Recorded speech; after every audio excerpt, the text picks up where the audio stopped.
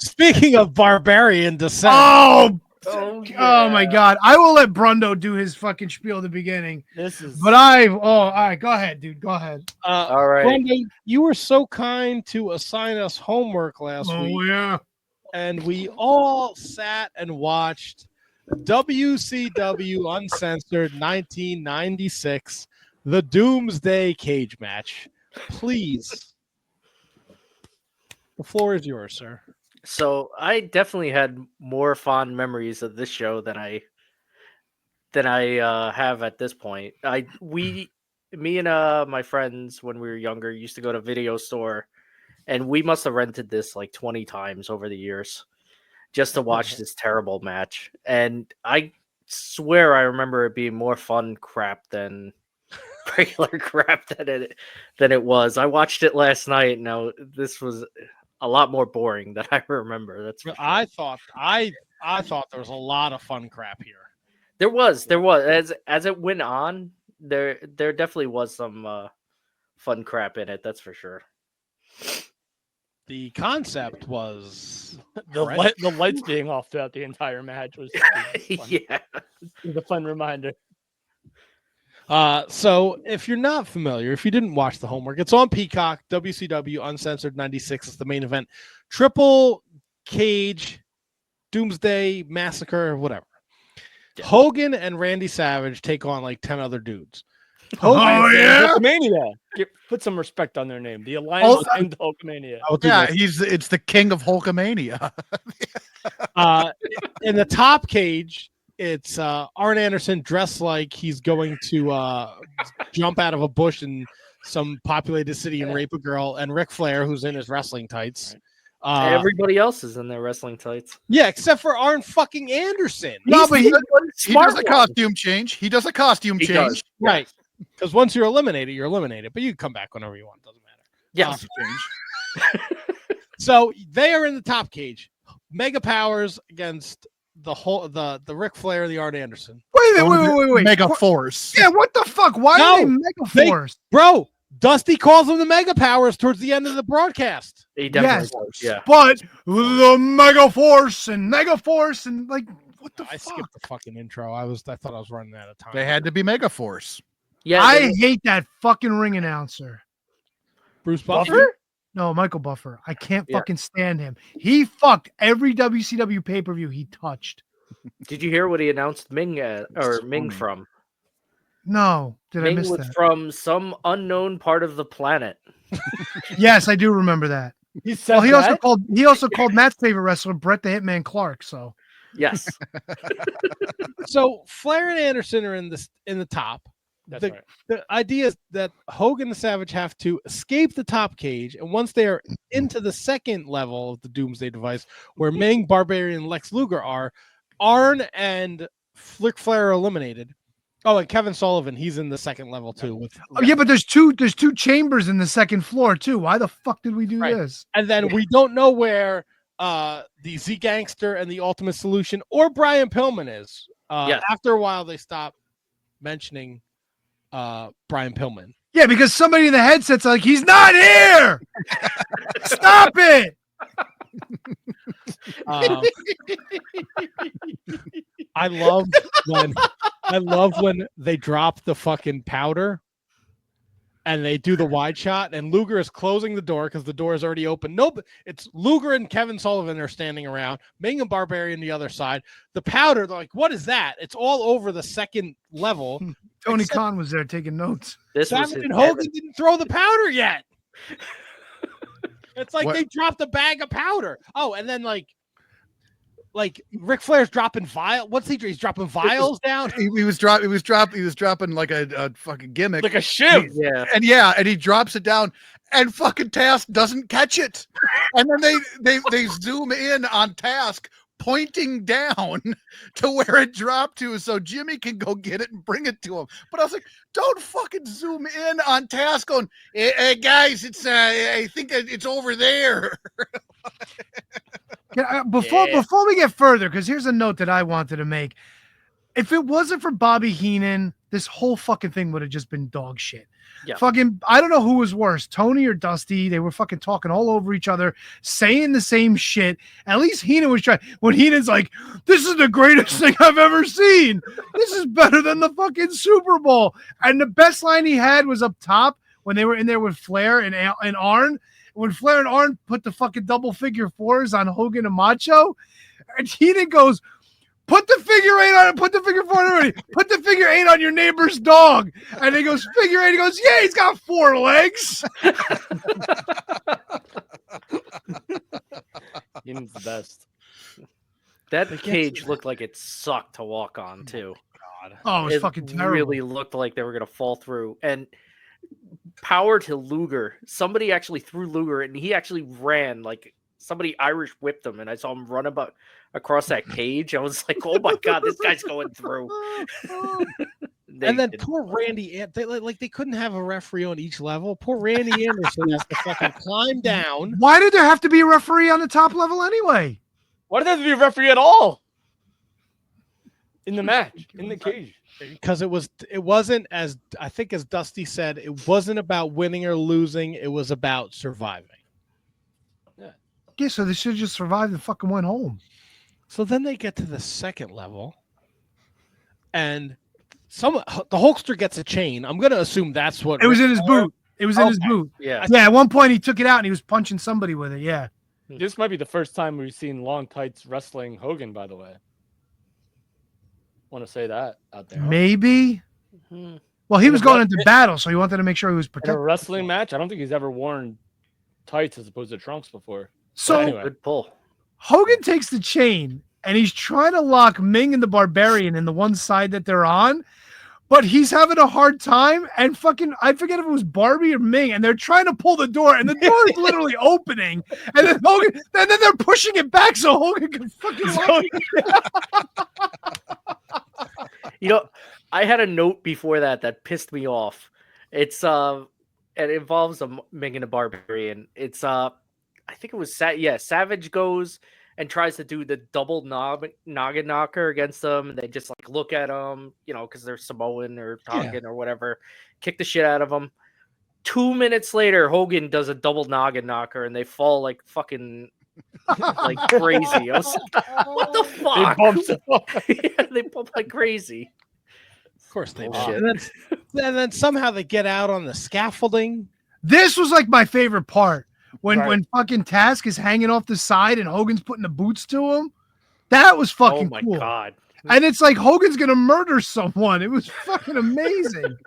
Oh, fucking Dusty's like, I can't look. Look at the HUDs. That was the only thing that really felt like they were fighting to survive, you know? The camera shots from that were great when they went down. They got something right. Yeah. Then Hogan and Sullivan go to the ring, and Hogan hits a big boot. And I'm like, this is over already, no? But he doesn't do the leg drop. Right. Survival, bro. Yeah, why did they go all the way to the main ring when there was a fucking ring in the bottom of the cage? Because they went outside. Yeah. And then once they went, then I guess then Luger and Savage follow them out, and then the main Savage are eliminated. Savage with that giant piece of plywood too. He fucking took out a photographer too. Like Luger was right next to a photographer. Here comes Savage and just squashes the Luger and the photographer against the ring. Wait, I forgot. There was a point that I missed. When they were up top with Flair and Arn, at one point when they're trying to climb through the hole in the cage, they were struggling. You see Flair in the background. He walks like he's going to walk toward them, and he just takes a fucking back bump and lays back down again. I'm like, you motherfucker. I think my favorite part of the outside brawling is Hogan levels Sullivan, and then Hogan's like 6'6", 320. He tries to hide behind the pole and sneak up on Lex. and Lex is like, every time Lex gets hit, He fucking hit Lex with 2 clotheslines on the outside by the cage, and Lex took a fucking back bump off of one of them. When he annihilated him with that chair too, just a Lex scream. I have it written down. I love when Lex Luger screams. It's amazing. I'm so glad Lex Luger was involved in this and not the fucking 3-hour fucking street fight with Sting and fucking Booker T and the Legion of Doom. My God, this. For those of you who didn't watch the match, like I actually was watching a couple of the matches before this. DDP was down on his luck because he lost all of his fucking lottery winnings, or Kimberly took it back, and Mark Merrow was supposed to be there, but it turned out to be the booty man. So now Kimberly all of a sudden is the booty babe. This match went on for fucking ever. And then the street fight, no rhyme, no reason, no charm, like the fucking matches with like fucking Max Payne and Cactus Jack against the Nasty Boys. This fucking thing went on for years. So going into this cage match, it was already a bit of a dog shit show. And this fucking thing just put it over the top. I'm sorry. Continue. No, I think that they go back to the triple cage and they go back to the ring, and then we finally get Z Gangsta and the Ultimate Solution, which they changed, right? Didn't they change that name? Well, he was supposed to be the final solution. Okay. Yeah. Whoops. Yeah, that's no bueno. Nope, not what you want. He what was I gonna say? His eye makeup made him look like the ultimate Mantar to me. Dude ended up like being in movies too, right? Wasn't he like Bane he was in Bane Batman? in the terrible Batman movie. Yeah, he worked a bunch of WCCW too. Yeah, Jeep Swanson. Yeah. And did you notice Tiny had fucking gangster written on the Was that in Sharpie? It must have been at some point. Somebody was like, yo, Debo, why don't you write gangsta on the side of your head? Then they work back to the cage. Then Flair's back. Well, he managed to get out after he fell down. Yeah. Well, they said it earlier. I think it was Dusty said like, "Oh, everybody escaped the cage," and then it's like 15 minutes you don't see. They've all been eliminated. Yeah. What was worse? The Luger punching Flair, right, with the glove, or the booty man showing up with the fucking frying? No, the fucking Flair punch was really bad. Really bad. That was terrible. He fucking waited for some godforsaken reason, and it looked like dog shit. Yeah. And there was powder before the fucking frying pans again. There was so much. Did you see Savage went early with the powder too? Of course. Before Booty Man came, he dropped all the powder and. Booty Man was sneaking in like he was the fucking Zodiac. He literally just slides into the door and just shovels off these fucking frying pans. Oh my god! And I love how Savage is broke the fucking handle, so he just started grabbing it and hitting people. Hogan's broke. Hogan's broke. Yeah. Heenan said it. He hit Luger so hard, or Flair so hard, the handle broke. Good cover. And then my favorite part. Hogan's like, "Let's go," and they both start to leave, and then someone's like, "You got to cover him, bro. Go back, get back in there and pit him." And then in a match with Luger, Meng, Barbarian, Arn Anderson, Z Gangsta, and fucking Ultimate Solution, who gets pinned? But Ric Flair. Ric Flair always does the job. Yep.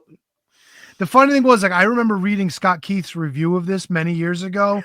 And he said, like, they faced the Alliance to end Hulkamania, which was the opposite of Heat.